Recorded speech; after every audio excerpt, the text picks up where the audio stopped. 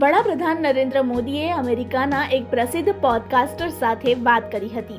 પ્રસિદ્ધ American podcaster lakhs ફ્રીડમેન સાથે PM મોદીએ લાંબી ચર્ચાઓ કરી હતી, જેમાં પોતાના અંગત જીવનની પણ તેમણે અનેક વાતોની ચર્ચા કરી હતી. મોટા ભાગે પીએમ મોદી મીડિયા સમક્ષ આવવાનું ટાળતા હોય છે, પરંતુ અમેરિકન પોડકાસ્ટર સાથે તેમણે લાંબી ચર્ચાઓ કરી હતી.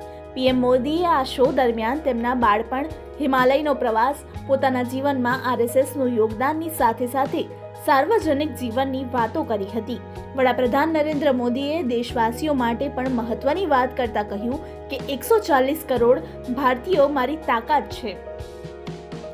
આ પોડકાસ્ટમાં પીએમ મોદીએ ઘણા મુદ્દાઓ પર વિગતવાર ચર્ચા કરી હતી. પીએમ મોદીએ તેમના જીવનમાં રાષ્ટ્રીય સ્વયંસેવક સંઘની મહત્વપૂર્ણ ભૂમિકા, સમાજમાં તેના યોગદાન અને તેમના વ્યક્તિગત અનુભવો વિશે વિગતવાર ચર્ચા કરી.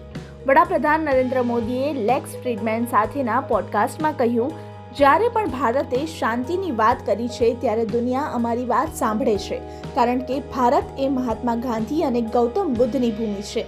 વડાપ્રધાન નરેન્દ્ર મોદીએ લેક્સ ફ્રીડમેન સાથેના 3 કલાકનો પોડકાસ્ટ કર્યો હતો.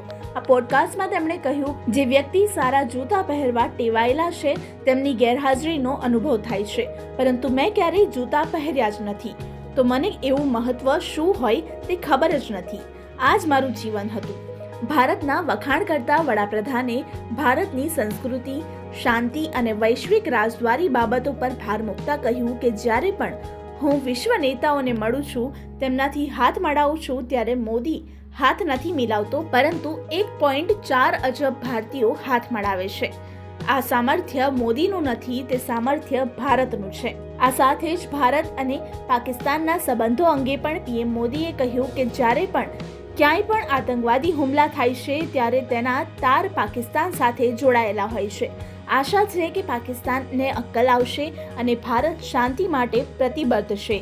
ઓસામા બિન લાદેને પાકિસ્તાનમાં આશરો લીધો હતો.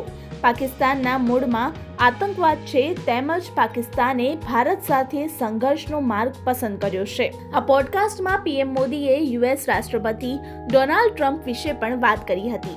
તેમણે જણાવ્યું કે ટ્રમ્પ સાથેની તેમની મિત્રતા કેવી રીતે ગાઢ બની. પીએમ મોદીએ વર્ષ 2019ની અમેરિકાની મુલાકાતને યાદ કરતા કહ્યું, જ્યારે હું હાઉડી મોદી કાર્યક્રમના મંચ પર બોલી રહ્યો હતો ત્યારે ટ્રમ્પ મારી વાત સાંભળી રહ્યા હતા.